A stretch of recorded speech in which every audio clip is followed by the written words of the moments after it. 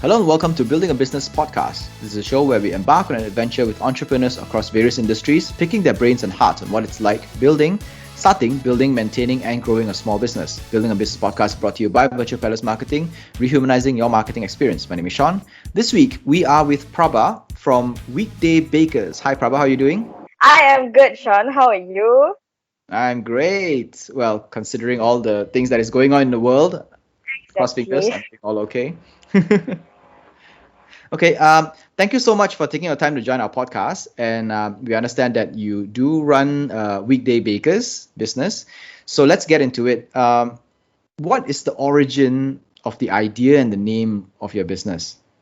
Okay, so I'm going to give you a little bit of a story here. So I was actually in learning and development. I was in a corporate job for the past 7 years. And, last year when COVID happened, a lot of people got retrenched. And I was one of them also. So initial stages when I was retrenched, I was pretty much confident of actually landing a new job, which I was, similar to my previous role. I was actually looking for a different job. But unfortunately, right, interviews after interviews, and then now interview processes are not that easy anymore. You have different levels, different stages, assessments and everything.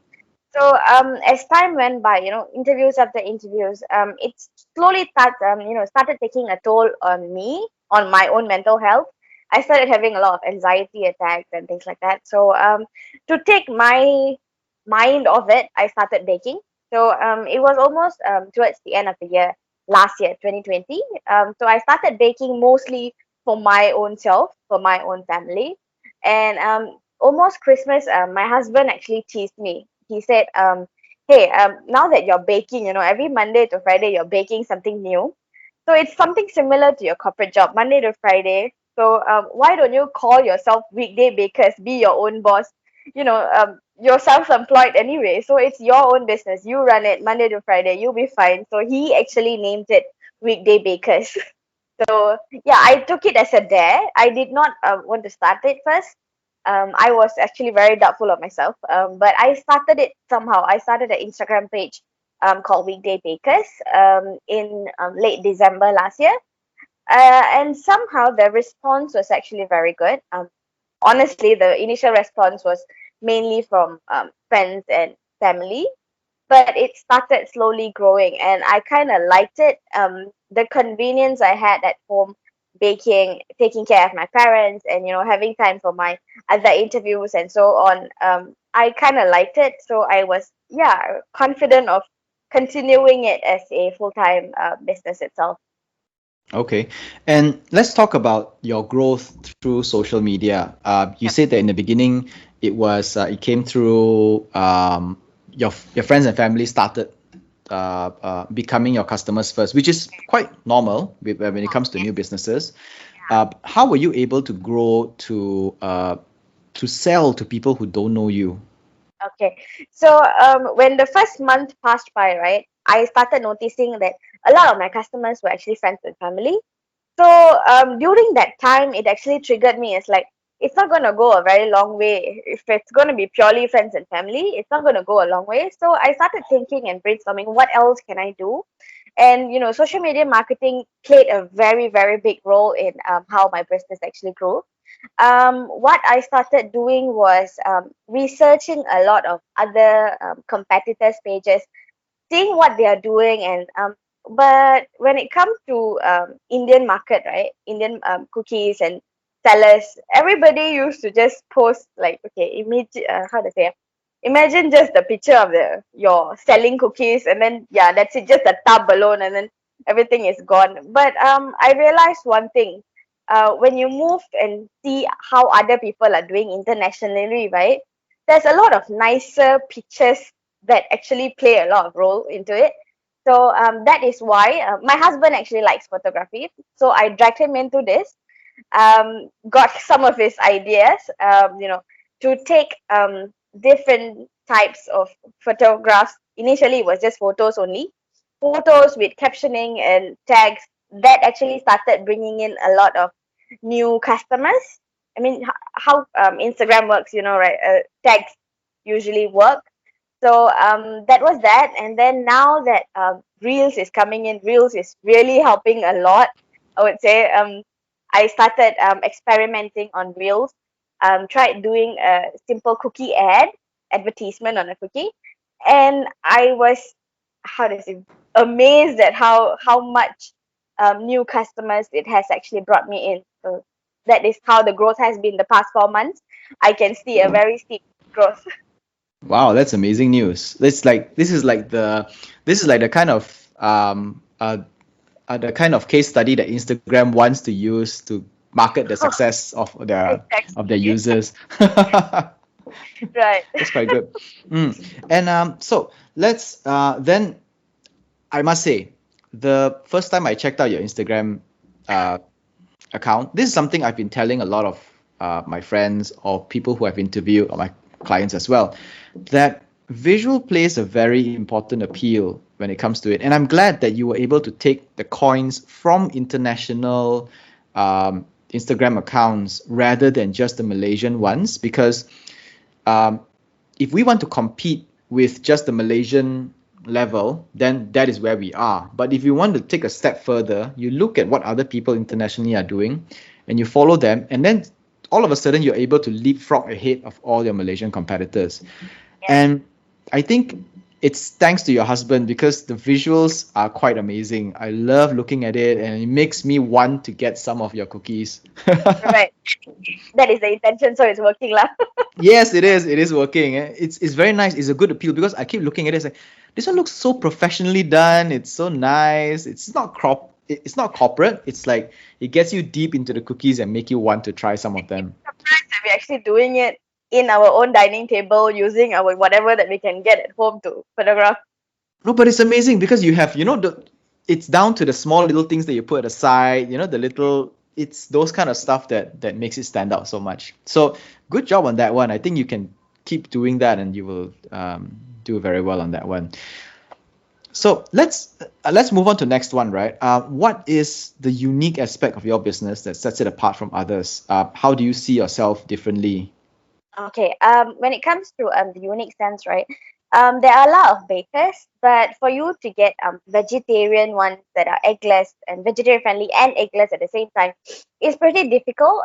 My dad is a full-time vegetarian here, so I don't know. I've been seeing him vegetarian the whole life. So for him to get cookies from outside, whenever you want to purchase, it's pretty difficult. So my mom used to make it at home for festive season. So that is one of the reason why I wanted to make our product entirely vegetarian.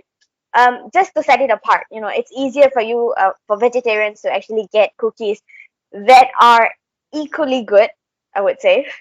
And I am actually moving towards creating more vegan friendly products as well. Mm. And so you started this off as you positioned it as an Indian ethnic cookie type of branding, and a lot of your cookie styles are based on those kind of cookies that Mm. Indian ethnics like to eat. Do you see yourself, or do you see the brand being able to sell beyond and grow beyond the Indian ethnic community? I think yes. My initial stage that was mostly Indian, but I think when this year the Chinese New Year came in, right, I started thinking to myself that no, it's not going to work that way. We are eventually Malaysians, and if I'm going to tap on the Malaysian market instead of just purely the Indian market, I have to move beyond what I just sell that one thing. So that is why beyond the Indian sweets, the laddu, the coconut candy, I started selling pineapple tart, almond London cookies. These are Malaysian favorites, I would say. So that is why I was stepping on that. And then my promotional work started. I started doing a lot of Chinese New Year promotions. Now I have Hari Raya promotions happening, and I actually see the market growing in the sense of like I'm getting customers who are Chinese or Malays, and especially for me Malay customers. For me I am not a big brand. I do not have any halal certifications yet. But the one thing that I can assure is all my products are actually from halal suppliers. My home is a pet-free home. So these are the things that I can give, the confidence that I can give to my customers. So yes, Mm-hmm. eventually it's actually happening and growing. That's good. That's good. And let's take it further from there, right? Now that business is doing good and everything, do you? Okay, let's take a step back first. Where are you selling it at the moment now? At the moment, it's purely on Instagram, social media, Instagram, WhatsApp, Facebook, mainly on that. Okay, Yeah, and it's a PM to order type of style. yes, PM to order. Do you see any potential to set up an e-commerce site and actually sell from there? I have actually plans for that, Mhm. um, but I haven't actually sat and put a whole new how to say, I've not put a model to it yet. So Mhm. yeah, so it's still an idea in the head which I've not managed to work on. Okay. I've looked at Lazada and Shopee, but yeah, it really needs a lot of effort. And now that I'm actually doing it alone, I Mhm. would really need help in that sense of um, baking in a larger scale. Mm. Okay. So there is pros and cons with being in Lazada and Shopee, which is that the pro is that you don't have to set up all the operation stuff with Lazada and Shopee, and you don't have to go looking for customers because customers will look for you because it is a marketplace after all. But the downside of Lazada and Shopee is you will be subjected to generalization in the sense that you become generic. You become Yeah. just another provider. You can't push your uniqueness because Lazada pushes you down to the generic. Uh, because what Lazada wants to do is they actively want to push all the unique brands and everything down to the generic level so that they can sell more of other kinds of stuff that gives them more margin. Uh, but of course, on the other hand, setting your new e-commerce site will be a bit of a tricky thing, right? It's not easy. It requires a little bit of work, and it's tedious, and it's something that you will find it very difficult to do alone. So you will need someone to help you to do this.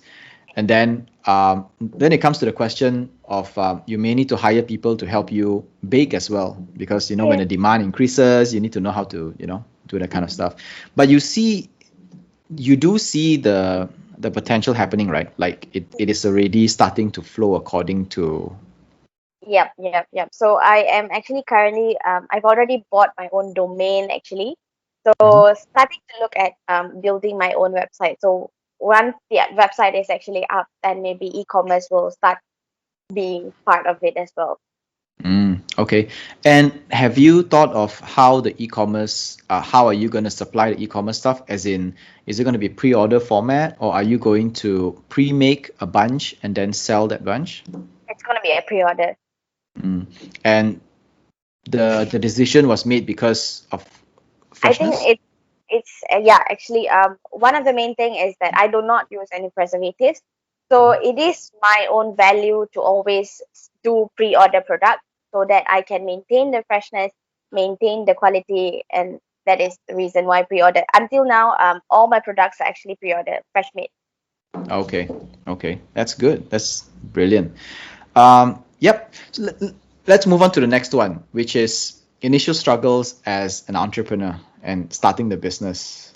Okay. Do you like from the time when you moved away? You started off in the education industry, if I'm not I was wrong. in training and development. So I Okay, was training and in development. Yeah.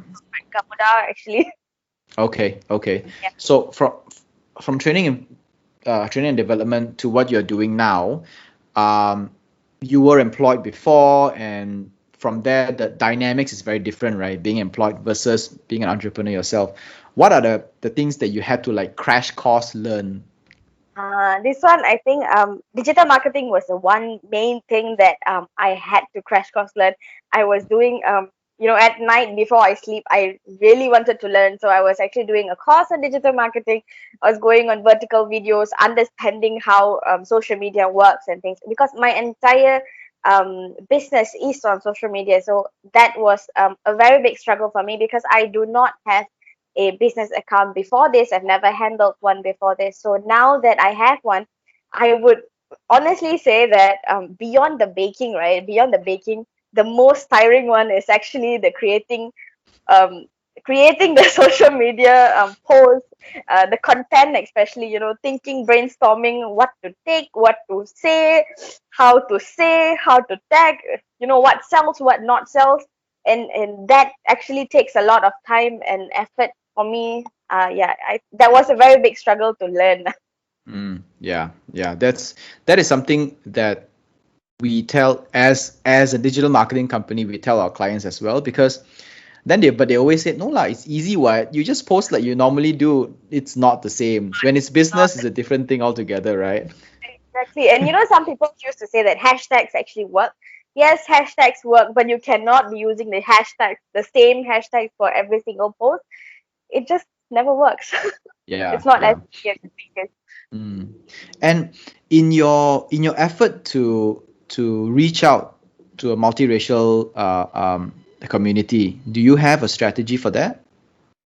Um, Not much of a strategy, I would say. But I was actually very fortunate to get a clientele of my friends who are of other races, Hmm. who actually bought from me. And then the reviews, I would say the reviews gave me a very good, how do you say, it was a very good selling point. Lah. So when people look at reviews from people of their own similar races, Yes. eventually people get the confidence to buy. And to a certain extent, during my initial days, I did do social media marketing. I mean, paid promotions to reach out to other races as well. So, targeted ads so that my Chinese New Year promotions or my Raya promotion reached out to the particular community that is targeted to. So that was, Hmm. yeah. And and you use the expertise of the colleagues and friends to help you reach out to these people. Yes. Mm. I, I like that you were able to so quickly articulate these things. I don't know. I mean, for some people, it takes a long time to do this, to be able to kind of like, in terms of localize your message in order to reach out to the community. Because even in Malaysia itself, right, we can be so foreign to each other in terms of our cultural beliefs and cultural understanding. And there is a lot of localization that needs to be placed in order to properly reach out to the people that you want to reach out to. Fair enough. Yes. Agreed Mm. very much. Yeah.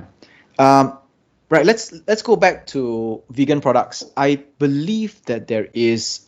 I think you have done this right in terms of timing, because a lot of urban people are starting to get all woke about veganism and vegetarianism. Do you see this new trend playing a part Yes, in your I mean, products? look at bigger brands like KFC, they are also introducing meat-free products, and I see the vegan trend coming in as fast as it can. So, and it's about time that I also want to learn more on vegan. I have no idea how it works, but I'm also learning how vegan and how to say, I've been following a lot of vegan celebrities, vegan chefs, and it's quite interesting when they say what they say about vegan products and how veganism actually works. Hmm. um I might be also interested. I don't know, maybe someday. It's quite interesting, right? Because when I see these things, this trend now reaching back to the Malaysian shores, it's, as Asians, we have always embraced vegetarianism and veganism. I mean, I have so many members of my family who have been vegans and vegetarians for their whole lives, Mm, right? And we never really embraced it in our generation until some Westerner comes over and tells us, "Oh, you know what? Veganism is a new thing," and then all of a sudden we're all going for it. it right. it just it takes a whole distance all the way to the west in order to come back to us when it's here with us the whole time. Exactly. I mean, for me, look at this, right? Even my family, I had a lot. Even my father, my grandmother, they are all vegetarians. Yeah. But now that we've never thought of veganism as a thing. Yeah. Yeah. Let's dive a little into financial and cash flow. Mm. um are you moving in are you still in the part where you are still very fluid in terms of this, or do you have a plan set up for you? I am still in the fluid stage, I would say. I am, oh, this question I'm really not prepared for. I've really not actually thought about it yet. Yeah, my entire banking and things. I know that I'm growing, but I do not know how to manage my finances yet. I'll be very honest with that. No, So honesty is very important here because all of us go through the same thing. And I speak to a lot of business owners, and especially in the beginning stages, they focus on what they know and what they're good at. But unfortunately, the one thing that is very important that we don't focus on, myself included, is finances. yes, it's like I keep doing what I love doing, but I really did not think about, how to. I do the basic accounts, what comes in, what goes out, how is my account. That's fine. But how to grow it, I've not really thought about it yet. Yeah. So now, the next question we're going to go to is that do you see this becoming what you will do for the rest of your life versus are you planning to go back to a full-time employment? Okay, I am looking at this as full-time employment. Mhm. I think I really love what I'm doing. As much as I know that I may not be earning as much as I have been earning in the corporate life before, Mhm. but it's good. It's good. So I see the growth in this. I see my growth in this. So that would be something that I want to do. But I would not want to let go of the knowledges that I had in corporate life. So I'm also thinking that I'm also a certified HRDS certified trainer. So Mhm. I might do that as a consultant work or as a part-time trainer. That's something that I am exploring it. Now that I have, previously my main core was more on self-development and things like that. But now that I have hands-on knowledge on marketing or on digital marketing and social media marketing, I can do coaching or consultant work for smaller enterprises who actually need it. Yep, you can work for you can work towards helping other mom and pop companies or self-starters who are Right. in their own kitchens trying to build something for themselves. Yeah. So what I want to get to you in the beginning now, right off the bat, is that I think we Malaysians have a bad, not bad, but it's a very old school mentality on how we make money. Is that we want to trade our time for money. The more time we spend on it, the more money we make. But in fact, that is wrong, which is that there is a way to leverage on other things or other people or other systems or whatever and be able to make more money than your corporate job. But of course in the beginning it feels a little bit too difficult, and it's more stable that way. But what's fun in stability, right? um, there is a way to do this, and it comes down to the details, which is financial planning, which is what is this target, like setting goals and reaching your goals and getting down to the nitty gritty objective stuff. So from where you are now, how we talk to business owners is sometimes we look at things like where do you want to be in the next 6 months, and it cannot be comfortable. It has to be growth, right? It has to be things always taking a leap of faith at every single stage, that you might fall, but always have a safety net for when you fall, you don't fall too far and you always fall down to the stage before. But there is a 50% chance that you will reach the next stage, and then the next stage, and then the next stage, and the next stage. So maybe setting yourself a goal for the next 6 months to 12 months, let's say, if you're not very optimistic or not very gung-ho, 12 months, and say, in the next 12 months, I want this. Let's Mm. say I want to have a kitchen outside of home with these kinds of equipment and one person to help me out. This person can be a part-timer.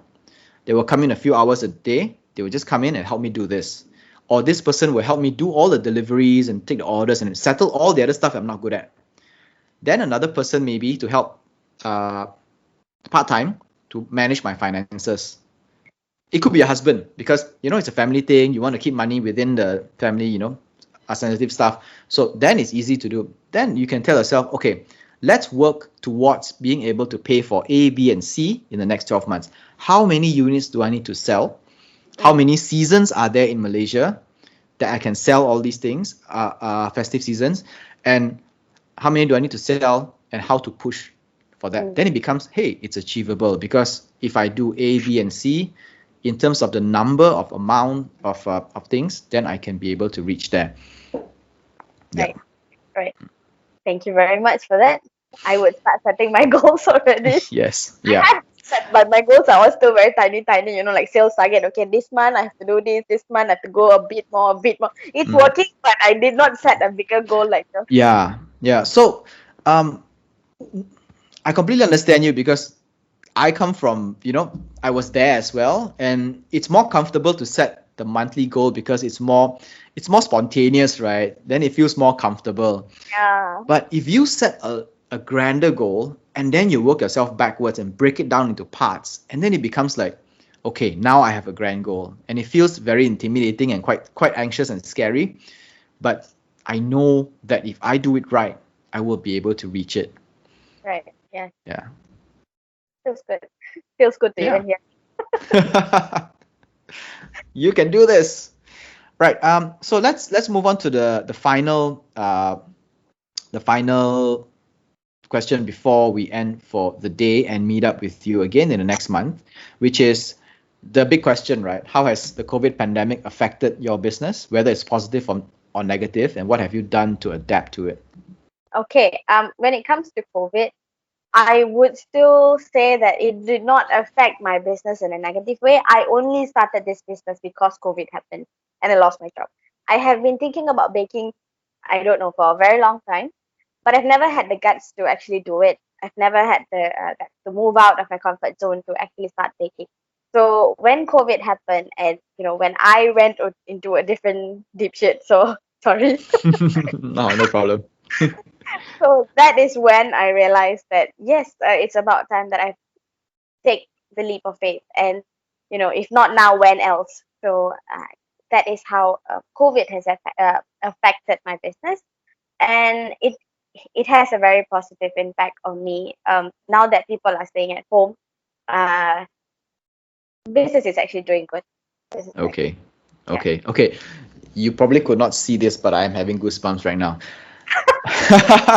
Okay, so COVID has been a blessing in disguise for you Yep. personally, because it pushed you out of your comfort zone and into what you have always wanted to do, and doing it well as well. And that is amazing. That is amazing news. Yep. And I would have never, ever, ever imagined actually talking to in a podcast with you. I've seen all your podcasts before, and yeah, it's amazing that how this short amount of time has actually changed my life drastically. That's good. So two goals checked. One is to be able to turn your baking hobby into a job. The second one is to appear in a podcast. So then the thing now is that you will be in for a surprise, because we'll be doing this on a monthly basis, where I'll catch up with you every month to All see what's right. been going on, what's new, and everything. So then there'll be a little bit of a mounting pressure as well, because part of what we do on a monthly basis is check in on your goals, how Mhm. you've been achieving them. Think of it as like, someone pushing you from behind and saying, have you been doing this? Have you been doing this? Right. In a way, it does help, because a lot of our interviewees use this as a kind of like a checklist as well, and update onto what's been going on. So they might think like, okay, next month Sean wants me to report on new stuff, so let's give him new stuff to report Something on. So new. let's get this done. Let's get that done. Yeah. Right. Okay, that's cool. Yeah, So, amazing. Right. yes. So before we wrap up this episode, Mm-hmm. Prabha, Yeah. could you tell where the listeners can find out about you, your products, and buy from you? Okay. My listing is can be found in Facebook and Instagram. We are called Weekday Bakers, or you can actually WhatsApp us at 016 601 2155. Okay, could you repeat the number again just in case? Okay, 016-601-2155. Okay, so for all the listeners, Mother's Day is coming. So if you have no idea what to get for your moms, a vegetarian cookie would do the right job. Right. Okay, that's all for this week's episode of Building a Business podcast. Our podcast is available on Anchor FM, Google Podcasts, Breaker, and Spotify. We post full videos on YouTube and clips on Facebook, Instagram, and LinkedIn. Thank you very much, Prabha. We'll catch up with you next month. Thank you, Sean. Stay safe. Bye. Bye-bye.